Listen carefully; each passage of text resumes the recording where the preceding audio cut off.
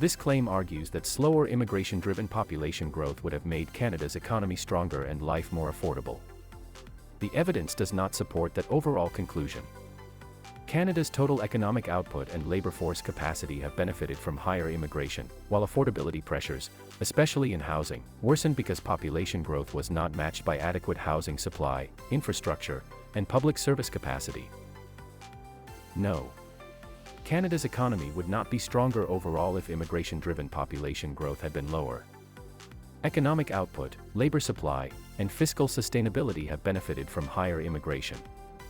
However, the cost of living, especially housing, would likely have risen more slowly if population growth had been better aligned with housing supply, infrastructure, and public service capacity.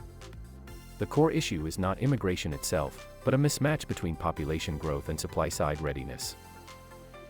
Canada's recent population growth has been a major contributor to GDP expansion at a time when domestic demographic trends point toward aging and labor shortages. With lower immigration, Canada would likely have faced weaker labor force growth, lower potential output, and sharper fiscal pressures related to pensions and health care. International institutions repeatedly note that immigration can support long-term growth by expanding the workforce, stabilizing dependency ratios, and sustaining tax revenues. Even where GDP per capita growth has been weak, total economic output is materially higher than it would have been under lower population growth. The cost of living pressure has been real, but uneven. Housing costs absorbed the largest shock because population growth surged while housing construction, zoning reform, skilled trades capacity, and municipal infrastructure investment lagged. That mismatch tightened rental markets and pushed prices higher. This is not evidence that immigration is economically harmful, it is evidence that supply constraints were ignored for too long. Meanwhile, other major inflation drivers, including global energy shocks, post-pandemic supply chain disruptions, and interest rate normalization, would have occurred regardless of immigration levels. With significantly lower immigration, housing demand pressures would likely have been reduced in the short term, easing rent inflation. But the trade-offs would have been substantial: weaker labor supply, slower business expansion, reduced consumer demand, and tighter public finances. Wage pressures in key sectors such as healthcare, construction, and services could have intensified, potentially pushing inflation through a different channel. Canada would have faced a different set of stresses rather than a clearly better outcome. The central failure was not immigration policy in isolation, but the absence of synchronized housing, infrastructure, and productivity policies. Population growth was allowed to accelerate without parallel reforms to land use regulation, housing finance, construction labor pipelines, transit investment, and provincial service delivery capacity. Countries that manage immigration successfully align these systems. Canada did not, and the cost of living consequences flowed from that imbalance. The evidence consistently indicates that immigration supports long-term economic growth and fiscal sustainability, while short-term cost pressures emerge when supply is constrained.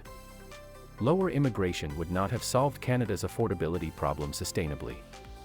Faster housing supply, better infrastructure planning, and productivity-enhancing investment would have delivered more durable relief. It is not true that Canada's economy would be stronger overall if immigration-driven population growth had been lower. It is true that the cost of living shock, especially in housing, was intensified by failures to expand supply fast enough. The lesson is not to reduce immigration as a blunt instrument, but to govern population growth with realistic supply-side planning, faster housing construction, and coordinated federal-provincial action. The Bank of Canada materials underpin the analysis of inflation dynamics, labor markets, and the interaction between population growth and supply constraints, clarifying why affordability pressures emerged even as overall economic capacity expanded. The Bank of Canada analytical note specifically informs the assessment of how higher immigration affects labor supply, output, and inflation over time.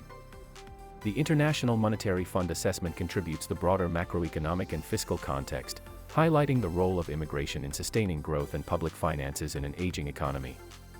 The OECD Economic Survey provides structural analysis on housing supply, productivity, and policy coordination failures, helping explain why population growth translated into affordability stress rather than broad-based economic weakness.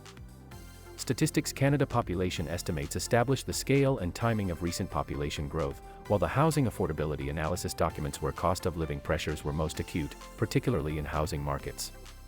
Together, These sources support the conclusion that immigration strengthens long-term economic fundamentals, while affordability problems arise primarily from supply-side and policy mismatches rather than population growth itself. For more fact-based content about Canadian politics, democratic health, economic trends, and rhetorical analysis, the Facts for Canadians platforms offer ongoing resources and educational material. These outlets aim to strengthen public understanding, improve media literacy, and support evidence-based democratic engagement.